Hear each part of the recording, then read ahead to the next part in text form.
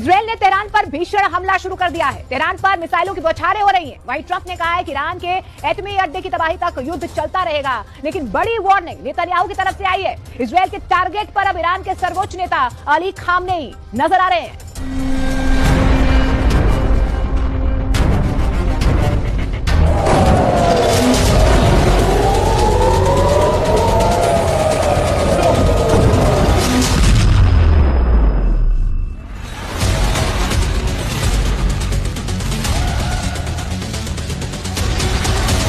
युद्ध का मैदान बदला है, लेकिन लड़ाकों के सरपरस्त वही हैं। हथियार उन्हीं के हैं, तबाही की जगह भर बदली है।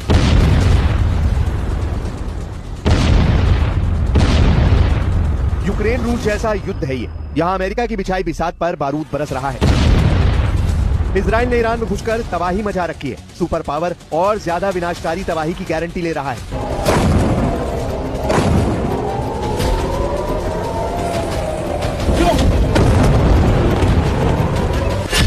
ट्रंप की धमकी, इजराइल ईरान युद्ध नहीं रुकेगा।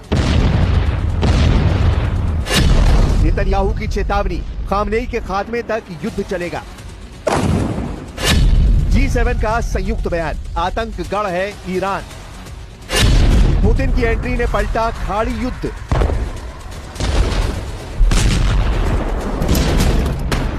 तेहरान में मिसाइल धमाकों में जितनी तेजी आती जा रही है, उतनी ही महाशक्तियों की युद्ध में एंट्री होती जा रही है। इजराइल ईरान का बारूदी टकराव महायुद्ध बन चुका है। दो धड़े में बढ़ चुके देश खून खराबे की धमकियों से आगे बढ़ चुके हैं। अमेरिका ने अपने जंगी हथियारों को वॉर जोन में तैनात करना शुरू कर दिया है। ट्रंप ने कनाडा में हो रहे G7 शिखर सम्मेलन से उल्टे पांव अमेरिका लौटने का फैसला कर पूरी दुनिया को चौंका दिया है। कनाडा से वापस लौटते हुए ट्रंप ने जो धमकी दी, उसने साफ कर दिया कि ईरान युद्ध में बहुत बड़े झटके झेलने वाला है। Pretty well. Right now we're doing pretty well. Remember, Iran cannot have a nuclear weapon. It's very simple. Not to go too deep into it. They just can't have a nuclear weapon. I don't know. I've been negotiating. I told them to do the deal. They should have done the deal. The cities have been blown to pieces. They've lost a lot of people. They should have done the deal. I told them to do the deal. So I don't know. I'm not too much in a mood to negotiate. Trump का mission Iran के atom bomb के खात्मे का है। Netanyahu का मकसद Iran के supreme leader के सफाए का है, जिससे खाड़ी देश में अमेरिका और इजराइल के सामने सिर उठाने की जुर्रत कोई और देश न दिखा सके। नेतन्याहू ने साफ लहजे में कह दिया है कि ईरान के supreme leader Ayatollah Ali Khamenei के खात्मे से युद्ध का अंत हो जाएगा। U.S. officials tell us that the president flatly rejected a plan, an opportunity that the Israelis had to take out the supreme leader. Do you understand his concern? My understanding is his concern is that this would escalate the conflict beyond where it is already. It's not going to escalate the conflict. It's going to end the conflict.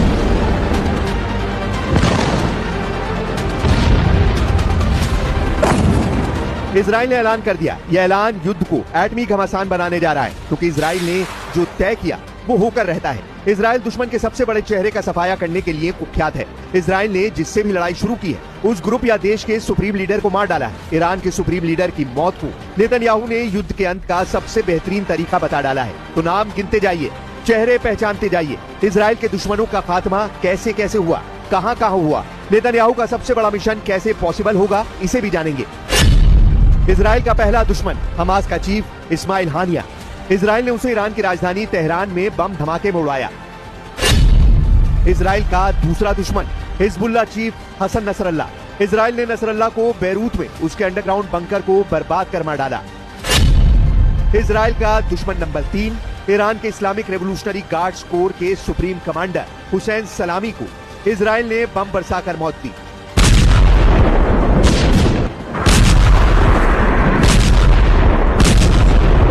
Israel दुश्मन के नाम के ऐलान भर का मौका देता है। दुश्मन ने अपना चेहरा चुना, उसके बाद उसकी मौत इजराइल तय करता है। लेकिन अली खामनेई किसी लड़ाका ग्रुप के लीडर नहीं, वो ईरान के सर्वोच्च लीडर है। सरप्राइज देखने को मिल सकता है।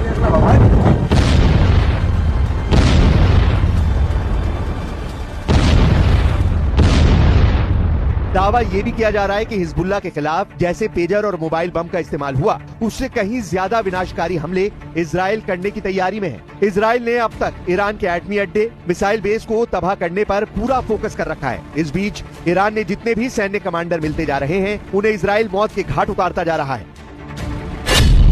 इजराइल ने दावा किया है कि उसने ईरान के शीर्ष सैन्य कमांडर अली शादमानी को खामनेई का बेहद करीबी बताया जाता था। शादमानी को कमांडर गुलाम अली राशिद की मौत के बाद हाल में ही पद सौंपा गया था।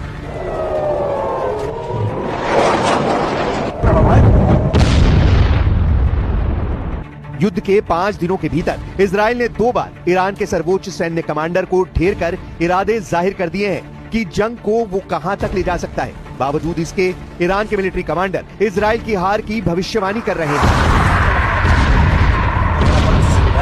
دشمن صهیونی طبق تجربه 75 سال گذشته و با توجه به دلایل گوناگون نظامی و غیر نظامی و ابعاد گوناگون به لحاظ استراتژیک امکان مقاومت و تاب‌آوری یک جنگ طولانی رو نداره و لذا این رژیم و این دشمن صهیونی در ادامه این جنگ تحمیلی زمینگیر خواهد شد.